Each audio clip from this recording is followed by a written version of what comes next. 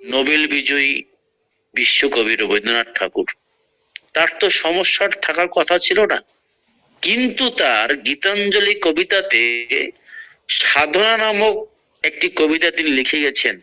কি লিখলেন? দেবী তুমি জানো মোর মনের বাসনা, যত সাধ ছিল সাধ্য ছিল না, তবু বহিয়াছি কঠিন কামনা দিবস নিশি, মনে যাহা ছিল হয়ে গেল আর গড়িতে ভাঙিয়া গেল বারবার। তাহলে কবিগুরুর অন্তরে গড়িতে ভাঙিয়া গেল বারবার এই কথাটা সঞ্চারিত হলো কেন? তার মানে তিনিও সমস্যার সম্মুখীন সংকুল ছিলেন। তাহলে গড়িতে ভেঙে গেল বারবার। সমালোচক যারা ছিলেন সেই সময়, তারা কিন্তু বারবার কিন্তু বলেছিলেন যে কি এমন ঘটনা ঘটে গেল যে গড়িতে ভাঙিয়ে গেল বারবার।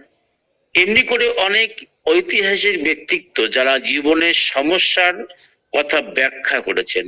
তাহলে আপনার আমার সমস্যা থাকবে না এটা হয়? সমস্যা থাকবেই। সমস্যা আছে, সমাধানের উপায়ও আছে, যেটা আচার্যদেব বারবার বলেন যে প্রতিটা মানুষের মধ্যে সমস্যা থাক, তাহলে মাথায় ঠাকুর থাকবে। এই যে আমি এই জন্মে চিনিছি তোমারে, অর্থাৎ সমস্যা ছিল বলে এই জন্মে চিনছি, দয়াল ঠাকুর তোমার দয়ায় আমার জীবন ধন্য, এই যে পাওয়ার যে আপ্তিকরণের যে একটা জিজ্ঞাসার চিহ্ন থেকে বেরিয়ে আসা, আবত প্রভুকা নাম পায়া হয়, তার মানে কি এই প্রভুর নাম পেয়েছি বলে আমরা ধন্য হয়েছি। তাহলে তাকে আমার আপনার প্রত্যেকের জীবনে প্রয়োজন। এবার হচ্ছে যে এই যে আমরা আমরা যারা বিভিন্ন ভাবে গুরুকরণ করার চেষ্টা করছি, বিভিন্ন ভাবে, সেই মানে ভারতীয় দর্শনে যে 5 রকমের গুরুর কথা বলা হয়েছে, সমস্ত গুরুকে কেন্দ্রায়িত করে আমাদের প্রত্যেকে কারো না কারো বিভিন্ন রকম গুরু ধরে চলছি আমরা। এখন প্রশ্ন হচ্ছে আমার কোন গুরু ধরা দরকার?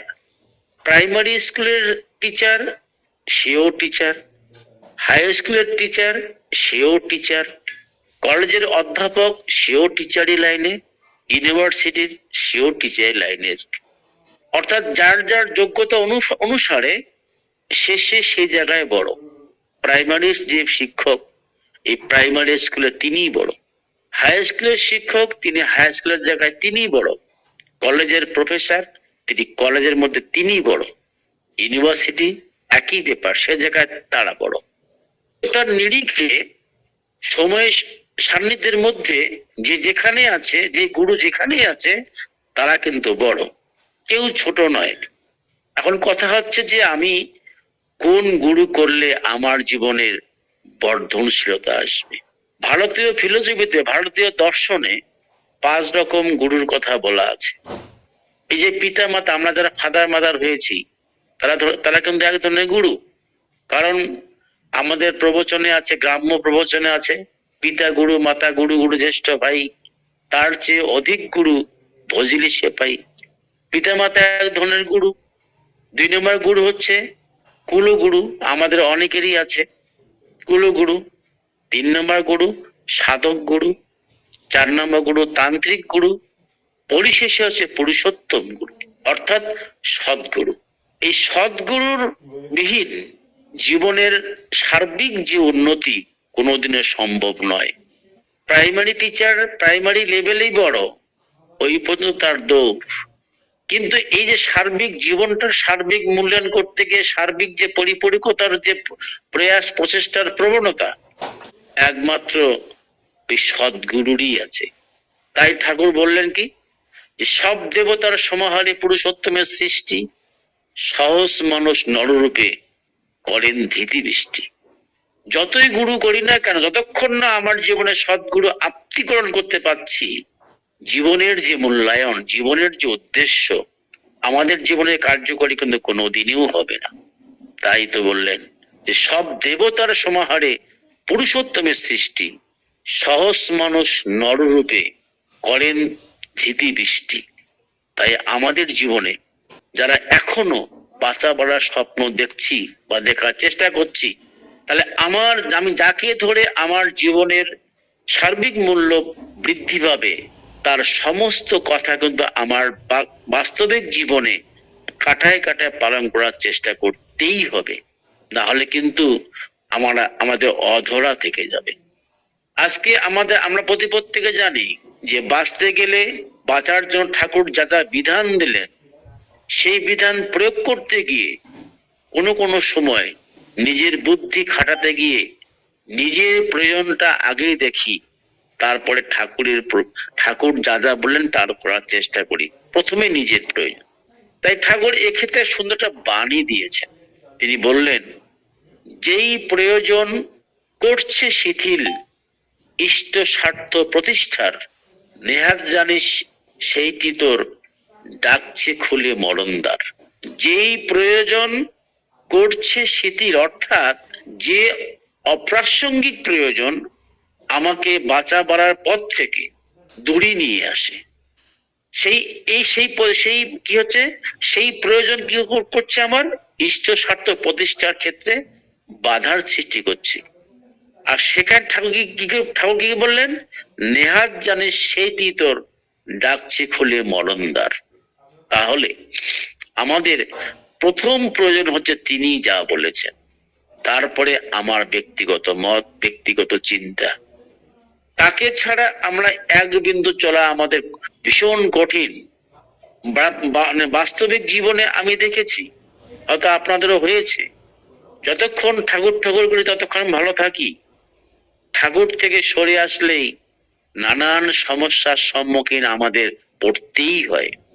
এই যে এই মুহূর্তে আমরা যেখানে সৎসঙ্গে আছি, প্রশান্ত চিত্ত, প্রশান্তিকরণ মনোবৃত্তির ভাব নিয়ে কিন্তু আমরা কিন্তু মুক্ত বিহঙ্গের মতো বসে আছি। আমাদের জন্য জ্বালা যন্ত্রণা কিছুই নেই। কেন? তার কথা ভাবছি যে। তাহলে তার কথা এই সাময়িক সময়ে ভাবার প্রেক্ষাপটে আমার জীবনের সমস্ত জ্বালা যন্ত্রণা ভুলে গিয়ে নতুন জীবনের স্বপ্ন দেখার অনুভব করছি এই খানিকক্ষণ সময়। এবারে এই সময়টা যদি, সমস্ত সময়টা যদি তার ভাবনায় ভাবিত হতাম, তার ঠাকুর যে বলেছেন যে সমস্ত কিছু তিনি পরিপূরণ করেন যদি তাকে নিয়ে চলা যায়, এ কথা আমরাই বাস্তব ভাবে রূপ দিতে পারতাম।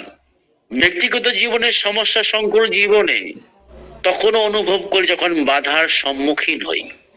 তাই কবি রজনীকান্ত সেনের একটি গান মনে পড়ে যে, আমি তো তোমারে চাহিনি জীবনে, তুমি অভাগালে চেয়েছ, আমি না ডাকিতে হৃদয় মাঝারে, তুমি এসে দেখা দিয়েছ।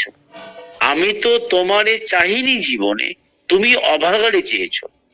আমি কিন্তু আমার মতো করে চলার চেষ্টা করছি, কিন্তু তাকে বাদ দিয়ে ঠাকুর নিত্য নৈমিত্য আমাকে মুক্ত করা, আমাকে ভালো করার জন্য, আমার সার্বিক উন্নয়নের জন্য তিনি ভেবে যাচ্ছেন। উদাহরণ কি, আমার ঠাকুর দর্শন হয়নি। বড়দা যখন বড়দাকে যখন দেখেছি, তখন আমার বড়দার সম্পর্কে সেন্টিমেন্ট ছিল না, তখন শৈশব, ছোট। এই যে তিনি যে নিত্য প্রতিদিন যে আমার কথা ভাবেন, তার উদাহরণ বর্তমানে হচ্ছে আচার্যদেব এবং পূজনীয় গোবিন্দ দাদা। যারা আমরা ঠাকুর বাড়ি যাই, নিত্য নৈমিত্য আচার্যদেব কার কথা বলছেন? ঠাকুরের কথা বলছেন। কাদের জন্য? আপনার আমার সমস্যা সংকর জীবনটার পরিবর্তনের জন্য। তাহলে এই সমস্যা সংকর জীবনটা পরিবর্তন হবে কি করে?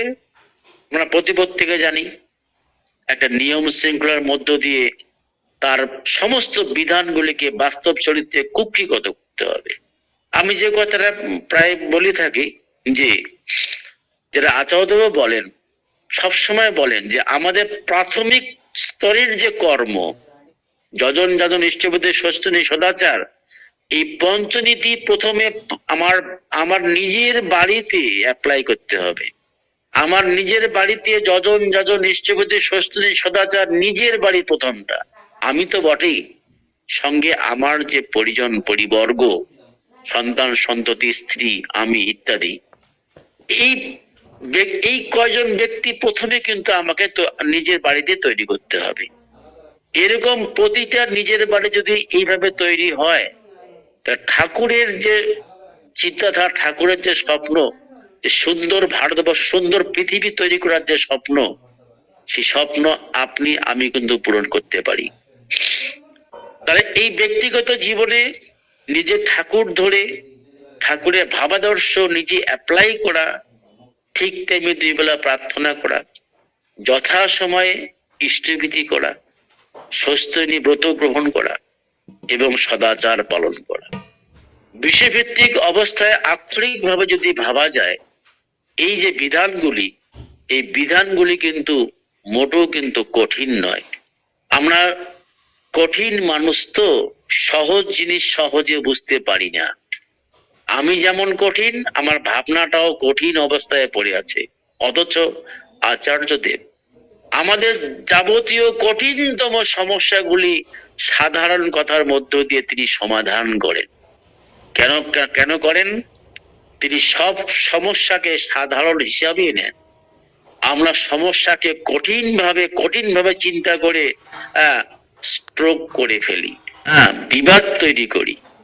ঠাকুর বললেন, সর্ব সমস্যার সমাধান জানিস ইষ্ট প্রতিষ্ঠান। এই ইষ্ট প্রতিষ্ঠান কথাটার মধ্যে কিন্তু, সমস্ত কথার মধ্যে কিন্তু একটা অন্তর্নিহিত কথা কিন্তু ওখানে লুকিয়ে আছে। কি ইষ্ট প্রতিষ্ঠানটা? কি? নিজের জীবনে ইষ্ট প্রতিষ্ঠান, আমার পারিবারিক জীবনে ইষ্ট প্রতিষ্ঠান, আমার পরিবার বর্গের জন্য ইষ্ট প্রতিষ্ঠান। তাহলে কি হবে? তাহলে আমি যেমন সুন্দরভাবে বাঁচা বাড়ার স্বপ্ন দেখব, তেমনি অপরকেও বাঁচা বাড়ার স্বপ্ন দেখাতে আমি কিন্তু সিদ্ধ হস্ত হব। আপনি আচরি ধর্ম জীবের শেখায়। আমার বাস্তবিক জীবনে যদি আমার জীবনটা যদি সুন্দর করাতে পারি, তাহলে আমি আরেকটা লোককে বলতে এতটুকু দ্বিধাবোধ করবো না, দাদা বা ভাই এইভাবে চলুন, দেখবেন জীবনের মূল্যায়ন কত সুদৃঢ়, কত সুদূর পড়া হতো, কত সুন্দর, কত মধুর। তাই ঠাকুর বাণীতে বললেন, তোমার চলা বলায় এমন হবে বিশ্ব জগৎ চেয়ে রবে, তোমায় দেখে সুদায় যেন কি করিলে এমন হবে। তাহলে একটা সৎসঙ্গীর জীবনে,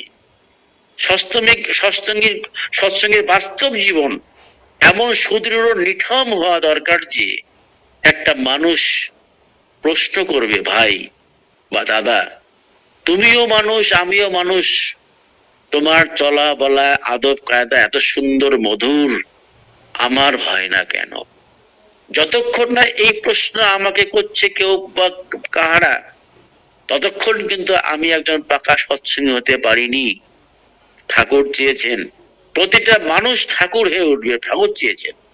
তাহলে আমাকে যে দেখে যদি আরেকজন মানুষের প্রশ্নের উদ্রেক না হলো, তাহলে আমি কিসের বিধান পালন করলাম? তাহলে আমার বিধান পালনের কোনো না কোনো জায়গায় ত্রুটি বিচ্যুতি আমার রয়েই গেছে। হয়তো যজন, হয়তো যাজন হয় না, হয়তো ইষ্টভীতি করছি ঠিক টাইমে পাঠাচ্ছি না, হয়তো ইষ্টভীতি করছি নিয়ম অনুসারে করছি না, স্বস্তিনী ব্রত নিতে গিয়ে 7 হাত দৌড়ে যাচ্ছি, হয়তো স্বস্তিনী ব্রত গ্রহণ করলাম, আচার আচরণে তার বাস্তবায়ন হচ্ছে না। সদাচার জানি, কজন পালন করি? আমরা সদাচার বলতে একটা জিনিস ভালো বুঝে গেছি, সেটা কি? যে পেশাব করে জল নেওয়া, পায়খানা করে স্নান করা, দ্যাট ইজ সদাচার। এটা সদাচারের একটা বিন্দু মাত্র। পেশাব করে জল নেওয়া, পায়খানা করে স্নান করা সমস্ত সদাচারের একটা ছোট্ট বিন্দু পালন করছি আমরা। এই সদাচার চ্যাপ্টারটা কিন্তু বিশাল, বৃহত্তর। আমার আচার আচরণ, আদব কায়দা, ভাব, ভালোবাসা, কথা, চাহনি, হাঁটা চলা, সমস্তর মধ্যে যদি সদাচার সন্নিহিত না থাকে, তাহলে সদাচার কোন একটা জায়গায় মার খেয়ে যাবে। তা ঠাকুর আমাদের বাঁচা বাড়ার জন্য যে বিধান প্রণয়ন করলেন, সেই বিধান আমরা কতটুকু পালন করছি ব্যক্তিগত জীবনে, নিজেকে প্রথমে প্রশ্ন করতে হবে, আমি ঠিক আছি তো? তারপরে অন্যের বেলায়। ঠাকুর বানিয়ে দিলেন, নিজের ত্রুটির ধার ধারে না, অন্যের ঘাড়ে দোষ চাপায়, অহং মত্ত এমন বেকুব ক্রমে ক্রমে নষ্ট পায়। আমরা কেউ চাই না ক্রমে ক্রমে নষ্ট হতে, তবে নিজের ত্রুটিটা কোথায় বিচার বিশ্লেষণ করে নিজেকে ভাবতে হবে, আমি ঠিক আছি তো? তিনি সব সময় আমাকে চাওয়ার জন্য, মানে ভালো করার জন্য ব্যতিব্যস্ত হয়ে আছেন, আমি নিতে পারছি না, তাই তিনি আবার আরেকটা গানই বলছেন যে, ও পথে যেও না ফিরে এসে বলে কানে কানে কত কয়েছো, আমি তবু চলে গেছি ফিরিয়ে আনিতে পাছে পাছে ছুটে গিয়েছো। আমরা কতটা বেকুব! আমাদের কোনো কোনো সুচিন্তন মতামতের মধ্যে দ্বন্দ্ব সৃষ্টি করে এ কাজটা করা ভালো কি মন্দ। ঠাকুর কিন্তু কোনো না কোনো ফাঁক দিয়ে আমাকে কিন্তু ইন্ডিকেট করে দেন যে কাজ করা উচিত নয়, সেটা করা ঠিক নয়, তবুও আমি আমার মত খাটিয়ে আমার মতো করে তাকে চালানোর চেষ্টা করছি। তবুও ঠাকুর কিন্তু তিনি দয়াল তো, তবু চলে গেছি ফিরে আনিতে পাছে পাছে ছুটে গিয়েছ, ও পথে যেও না ফিরে এসো বলে কানে কানে কত কয়েছি, তবু আমি তবু চলে গেছি ফিরে আনিতে পাছে পাছে ছুটে গিয়েছ। তাহলে আমরা কাকে ধরে আছি? পরম দয়াল পরম পিতাকে ধরে আছি। তিনি সর্বদাই আপনাকে আমাকে বাস্তবিক ক্ষেত্রে মানুষ করতে চেয়েছেন, কিন্তু আমরা কখন তাকে স্মরণ করি? যখন এই সুন্দর জীবনটাকে নস্যাৎ করার দিকে নিয়ে যাই, এই সুন্দর মানবিকতার জীবনটাকে অধপতনের দিকে নিয়ে যাই, তখন তাকে আমরা স্মরণ করি। তাই ঠাকুর বাণীতে বললেন যে, দুর্দশাতে কাবু যখন বৃত্তি কাবুতায়, বাঁচার টানে মানুষ তখন বিধির পানে ধায়। যখন সমস্ত আমাদের জারিগুড়ি শেষ হলো, দুর্দশাগ্রস্ত হলাম, তখন আমি বিধিকে স্মরণ করি, হে বিধাতা, হে ঠাকুর তুমি রক্ষা করো। তারপরে লাইনটা কি? বিধির পথে পুষ্টি পেয়ে চিত্ত সবল হলে বৃত্তির নেশায় ধান্দা নিয়ে আবার ছুটে চলে।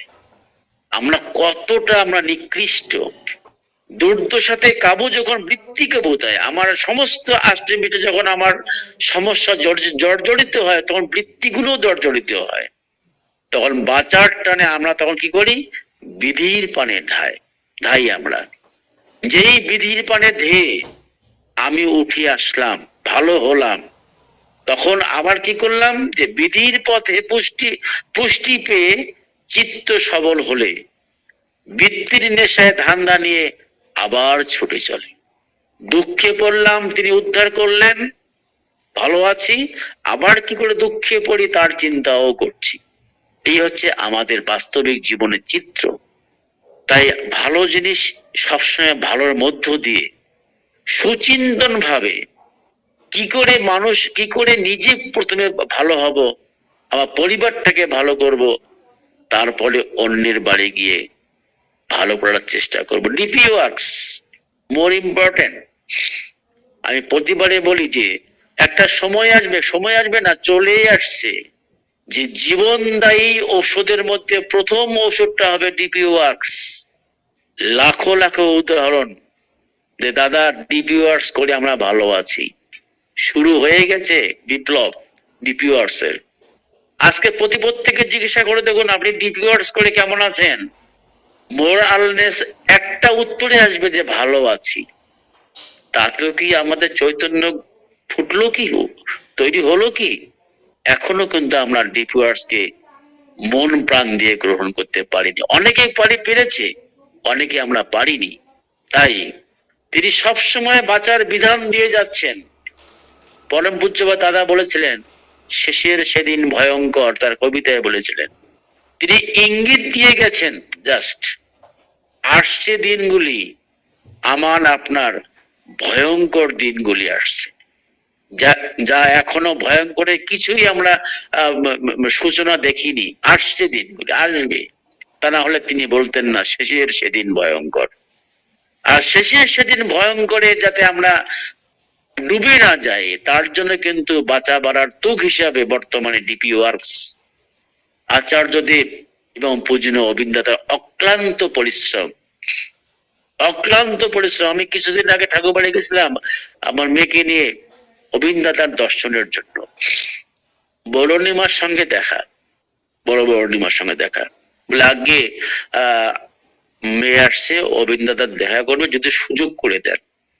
বরণিমা বললেন, আমার অবিন এখন বড় হয়েছে, ও সকালে বেরোয়, রাত্রি 2টা-3টার সময় শুতে আসে, অফিসে থাকে।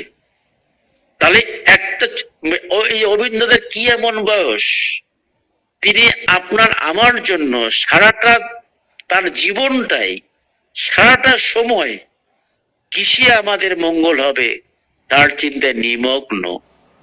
সেই অবিন্দাদা একদিন বললেন কি আচার্যদেব সম্পর্কে, আপনারা কি জানেন বাবা কয় ঘন্টা ঘুমায়? বাবা এই যে সন্ধ্যার পর থেকে শুরু করে খাওয়া দাওয়ার পরে রাত্রি 12টার দিকে শুতে যান, আবার এদিকে অনেক ভোরে উঠে, হ্যাঁ, সমস্ত কাজ সেরে আবার সারাদিন আপনাদের নিয়ে ভাবেন। ওই জন্য অবিন্দাদা বলছেন তার বাবা সম্পর্কে, আচার্যদেব সম্পর্কে। তাহলে যিনি আমাদের জন্য জীবন পরিপাত করে করার মতো করে সারাক্ষণ ভাবছেন আমার জন্য, আমরা তার জন্য কয়েক সেকেন্ড ভাবি? এ প্রশ্ন একান্তে নিজের জন্য। আমার কি সবসময় মনে পড়ে ঠাকুরের মুখখানি?